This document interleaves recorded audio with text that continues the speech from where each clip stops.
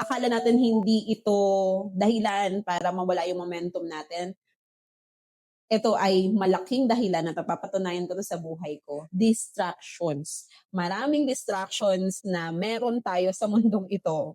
Yung distractions kasi, nandyan lang talaga yan, hindi yan nawawala actually. Kasi ano nga naman ang plano ng kaaway, di ba? Sabi sa John 10:10, the enemies comes to steal, kill, and destroy. So yun talaga yung plano niya. But good news, Jesus came for us to have life, to have it full. So di ba? Ganda. Ang ganda ng ginagawa ng Lord sa buhay natin. Magtiwala lang talaga tayo kay Lord. Yung distraction na everywhere nasaan, nasa atin na lang kung magpapadala tayo sa distractions na yon. Ikaw ba, magpapadala ka o lalabanan mo yung distractions na yon? Sa daming distractions, isa-isahin natin. Una na, sa panahon lalo ngayon, SOCMED, social media. Scroll tayo ng scroll. Na-experience ko yan.